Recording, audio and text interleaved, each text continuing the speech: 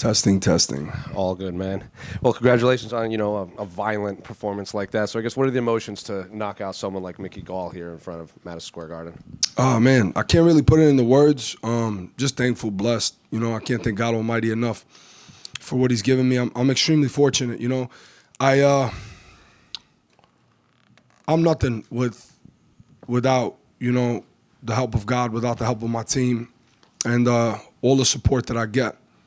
So, first and foremost, it's very easy for me to, come in here and be like, yeah, this is me, this is me, this is me. But it's really not. I got a driving force behind me. But my mind and my heart, I think, is a testament to a lot of things. I've been through some pretty rough times, some pretty dark times. But I don't know. I can't really quite put my finger on what I'm feeling right now. I just know that, as I was saying earlier, it's like the return on investment, It's like when you invest in something and it comes back and it's doubling and tripling. So I feel amazing. And these dark moments you're talking about, was this during your fight career or before you got to the UFC?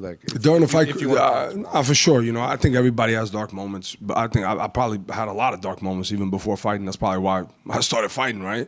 But even throughout my career, I remember it's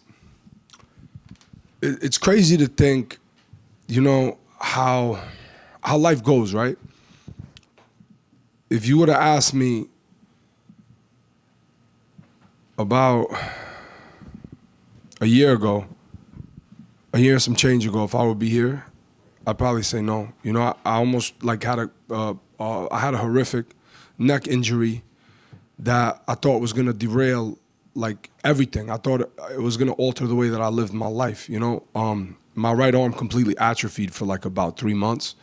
I didn't have use of my right arm fully. The range of motion, I could not pull 5 pounds down, right? So,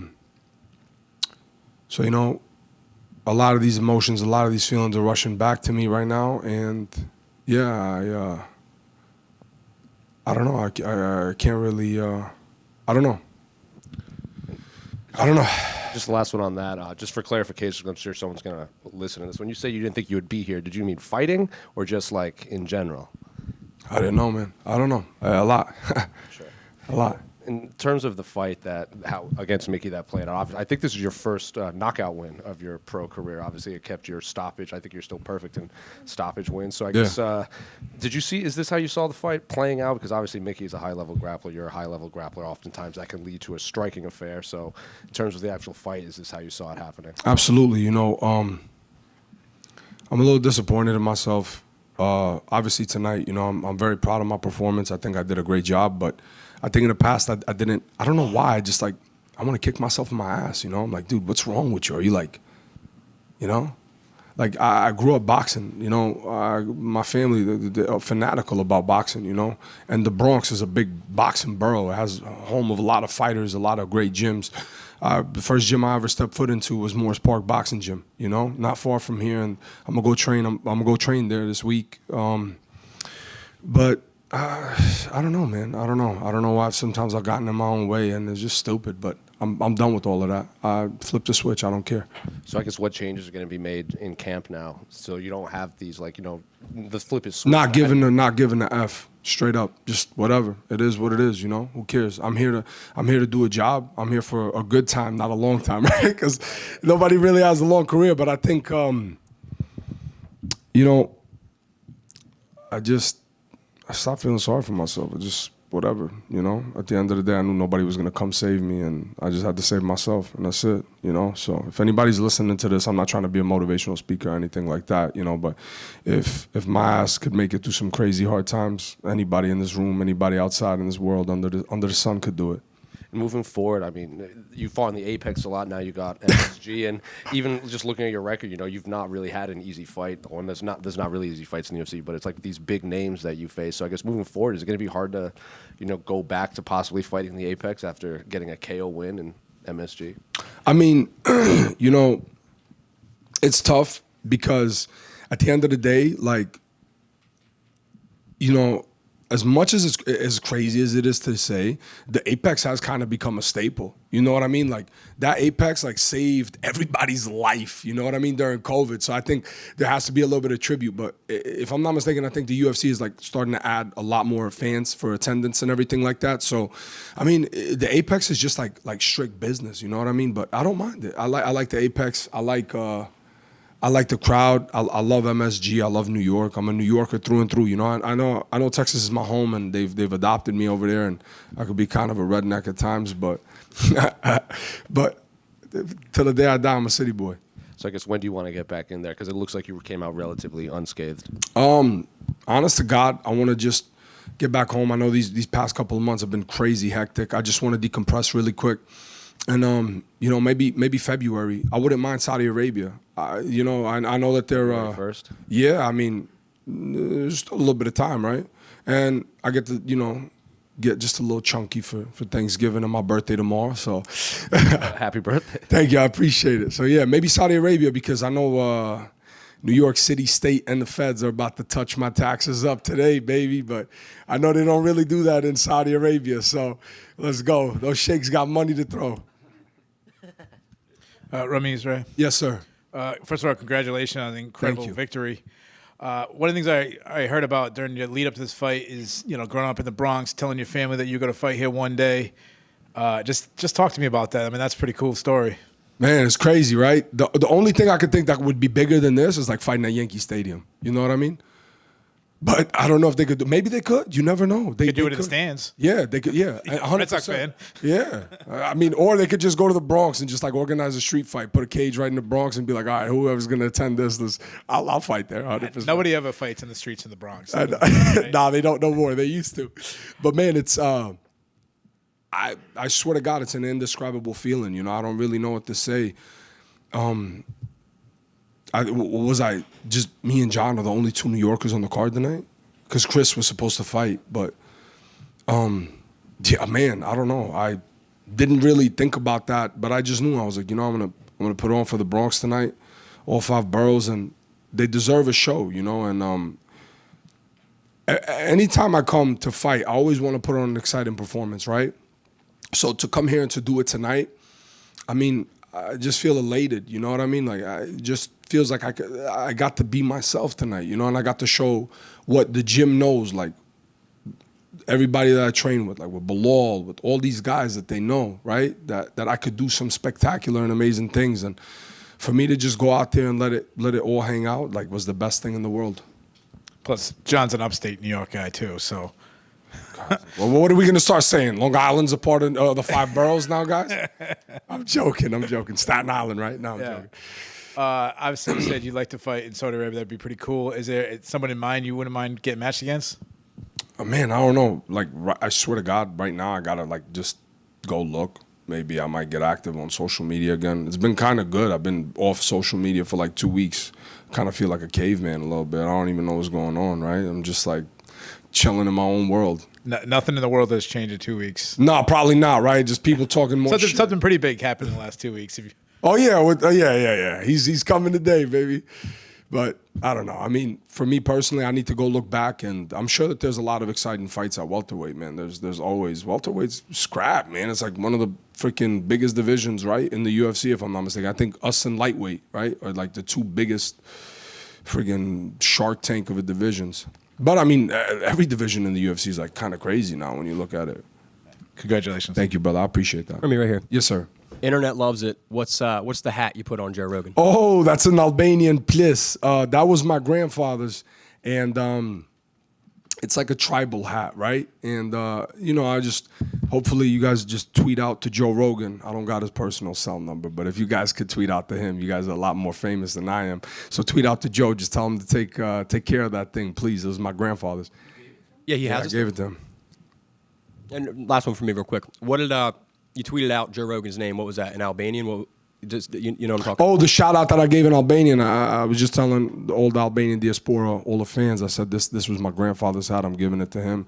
You know, my grandfather was an amazing human being, man. His soul rest in peace. And one thing about him, he always had a big, kind heart. He was a very giving guy. You know, and I knew I just wanted to give that little piece of my family history to Joe. And bear in mind, I never had an in-cage interview with Joe Rogan. So why not make it a memorable one tonight, right? And he's an honorable Albanian tonight. Ramiz, after your fight, DC said that all welterweights should train with Belal Muhammad. I know you've spent a lot of time training with him. What have you learned from him, and how has he impacted your life? Dude, I love that guy, man. I swear to God, like training with Belal, man, and he got a dog named Dewey, and Dewey was my main sparring partner this whole training camp. He has a bulldog, like an English bulldog. He's a cool ass dog, man. Dewey just like, what do they call that whenever the dogs just like start running at like a crazy the zoots or the zoomies, man. That dog just got the zoomies like 24/7. But me and Dewey, Belal told me I got to give him a shot. I was gonna give him a shot out anyways, but. Training with Belal, man, that guy has a plethora of knowledge. It's like a big head with a big brain. You know what I mean? Like, Belal got a dome, but that dude, like, just studies. And we studied film so much, and I got a lot of love for that dude, you know? In all seriousness, I was in a kind of a, you know, an interesting spot, right? A must win.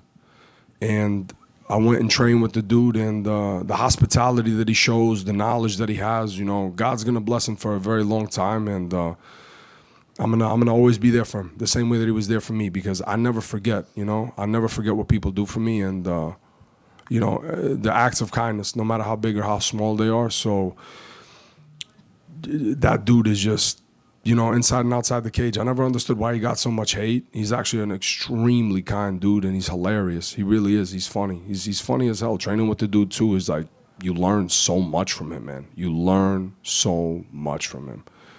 I still haven't gotten my Crocs either, by the way.